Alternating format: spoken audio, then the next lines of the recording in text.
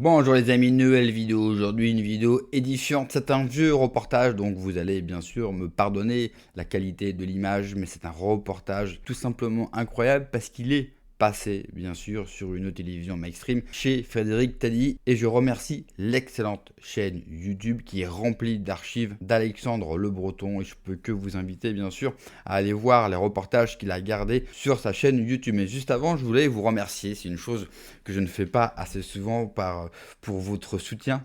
Il faut savoir que une vidéo sur la chaîne principale a été classée 70e vidéo la plus boostée en France, et ça, c'est grâce à vous. Et le plus drôle, c'est qu'une autre vidéo, mais cette fois-ci sur la chaîne secondaire, a également été 70e vidéo la plus boostée en France. Donc deux vidéos différentes sur deux chaînes différentes.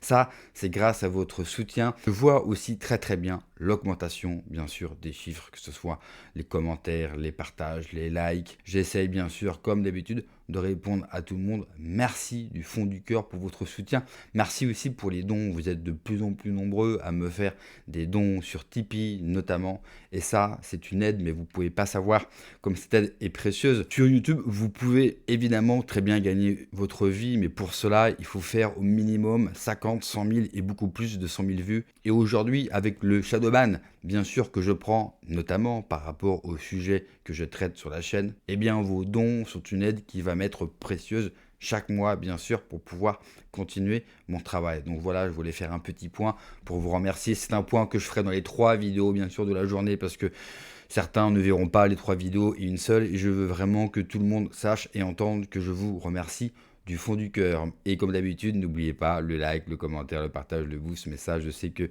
vous le faites, et donc merci encore. Je vous laisse écouter l'extrait et on en parle juste après. J'ai commencé à m'intéresser à l'affaire du trou parce que j'ai vu ce mec se développer en Belgique, mais aussi en France. L'idée que cette affaire ne pouvait pas être liée à l'incompétence des autorités et qu'elle était sûrement liée à un complot des élites pédophiles qui avaient couvert ou organisé les crimes. J'ai vu, par exemple, certaines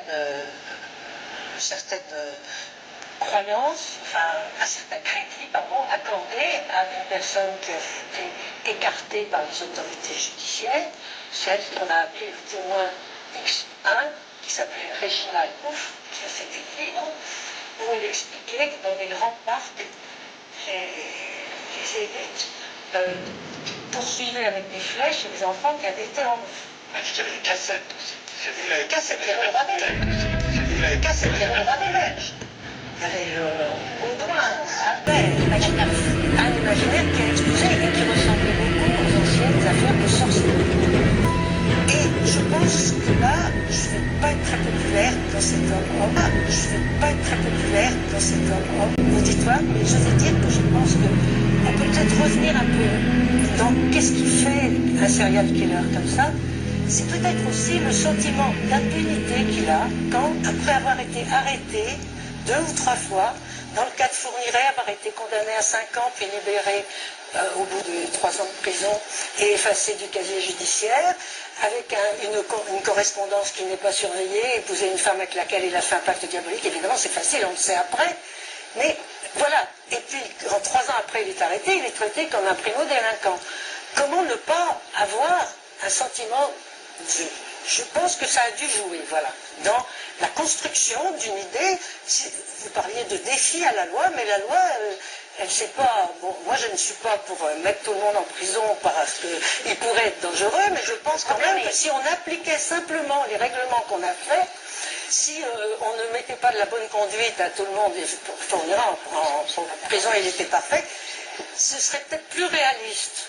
Et on aurait peut-être moins de... Si vous voulez, à ce moment-là, on aurait peut-être moins la possibilité que la démagogie se fasse jour. Il faut éviter de tomber dans les fantasmes des Je parle peines. pas de fantasme. Mais si, moi j'en parle. Des peines qui durent une éternité, des peines qui sont appliquées jusqu'au bout. Il condamne à 5 ans, il sort au bout de 3 ans. Non, pourquoi?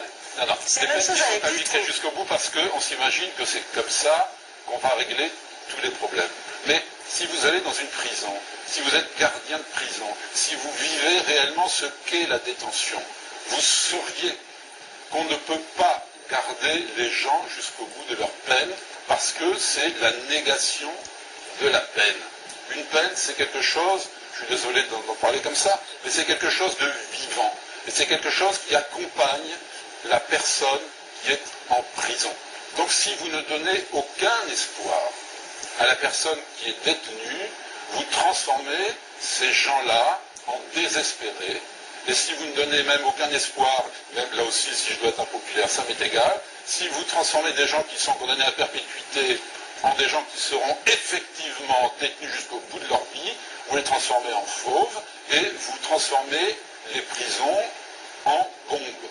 Voilà. Alors si c'est ce que vous voulez... Non, mais moi, excusez-moi, monsieur Mégrand, je parle, ces peines auxquelles Dutroux, dans son premier procès, était condamné, ou Fourniret dans son premier round avec la justice, qui était d'ailleurs un second, elles n'étaient pas si énormes que ça. Écoutez, madame, c'est une cour d'assises qui a condamné Fourniret en 1987 à 7 ans d'emprisonnement, dont 2 avec sursis, avec une mise à l'épreuve après. C'est un jury populaire qui l'a fait. Et c'est un jury populaire d'ailleurs qui a même dit qu'il n'y avait pas viol, mais qu'il y avait simplement agression sexuelle. Et c'est un jury populaire d'ailleurs qui a même dit qu'il n'y avait pas viol, mais qu'il y avait simplement agression sexuelle. On peut regretter tout ça, mais il est sorti 4 mois après. Ce jugement, si. Il est sorti 4 mois après. Ce jugement, si. Si, il est sorti à l'autre. Il avait fait une détention avant.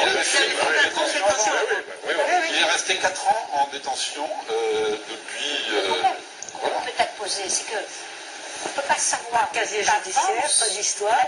La dangerosité, c'est un problème à évaluer, mais on ne peut pas savoir d'avance que tel criminel qui a commis tel acte va ensuite forcément récidiver et commettre bien pire. Donc on ne peut pas. J'ai l'impression que le fichier des incidents bancaires d'une personne est tenu avec plus de soin que le fichier des mêlés avec la justice. Le fichier des incidents bancaires d'une personne est tenu avec plus de soin que le fichier des mêlés avec la justice. C'est ça que je veux dire. Parce que l'histoire des disparus de Lyon, qui est une histoire emblématique des faillites non seulement de la justice, mais de la police, de la gendarmerie, ce qui revient au même. Bon, dans le cas des disparus de Lyon, ce qui est effrayant, enfin moi ce qui me frappe beaucoup, c'est que les victimes étaient des déficientes mentales dépendant de la DAS. Donc ça n'intéressait personne.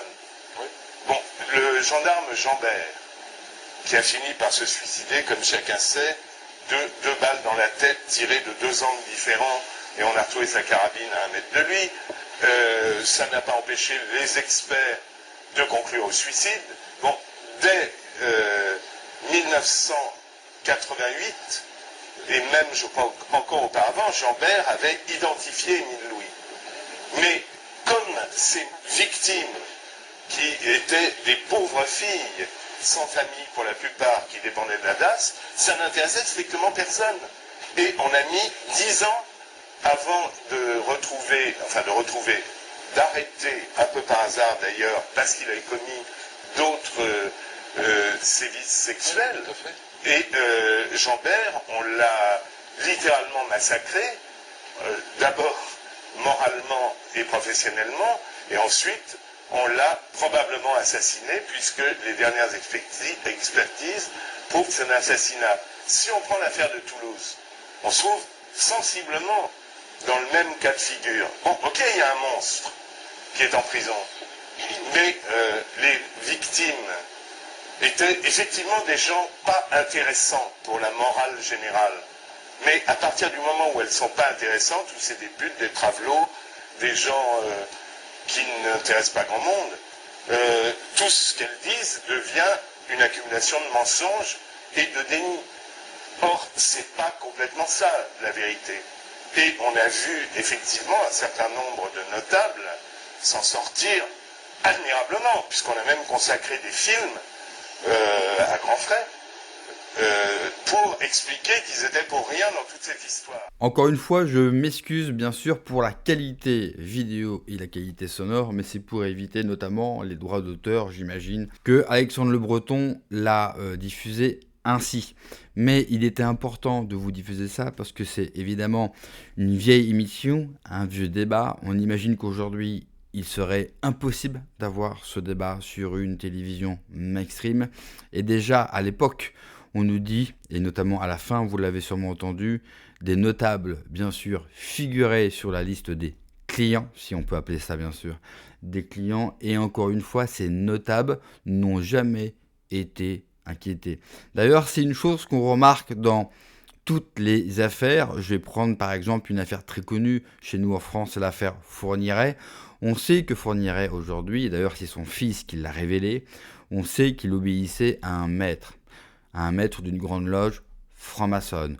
On sait que Fourniret fournissait en jeunes filles un réseau pédocriminel et que finalement les jeunes filles pour lesquelles il s'est fait arrêter, c'était entre guillemets sa consommation personnelle. Désolé, les mots sont atroces, mais il faut bien y mettre des mots quand même. Malgré cela, la justice n'a jamais voulu enquêter par ce biais-là, alors que nous avons aujourd'hui une lettre signée de la main de Fourniret où il écrit noir sur blanc, c'est une lettre destinée à son fils, qui l'obéissait bien sûr à un maître d'une grande loge. Et pour tous ceux qui ont évoqué cette affaire à l'époque et qui avaient demandé à la justice d'enquêter, ils ont été traités de complotisme. Et ça, vous connaissez la musique, nous avons l'habitude d'être traités de complotistes. Aujourd'hui, ces affaires-là, elles sont traitées essentiellement sur Internet. Moi, je m'efforce bien sûr d'être le plus complet, non seulement sur l'affaire Jeffrey Epstein, mais de ressortir, comme vous l'avez vu, toutes les archives, tous les témoignages, toutes les histoires, parce qu'à mon sens, et je me répète, elles sont liées, toutes entre elles. J'avais fait une vidéo hier pour vous montrer déjà des premiers éléments, et j'en ai d'autres, sur la liaison entre l'affaire Brigitte Macron et l'affaire Jeffrey Epstein. On a appris aujourd'hui, avec un nouveau document qu'on a pu trouver, que Marlène Schiappa, souvenez-vous, elle qui était ministre pour la défense des femmes, eh bien elle est citée dans un document qui a été déclassifié. Pourquoi ? Parce qu'elle a couvert et pris la défense de Jeffrey Epstein. Marlène Schiappa, pour ceux qui ne le savent pas, non seulement ce fut une ministre macroniste, mais c'est l'une des protégées et très bonne amie de Brigitte Macron. Et je pense que nous allons vers de grandes surprises dans les jours à venir. Merci d'avoir regardé la vidéo les amis. N'oubliez pas comme d'habitude le pouce, le commentaire, le partage, le boost de la vidéo. J'ai besoin de votre soutien. Prenez soin de vous, que Dieu vous protège. Allez, ciao.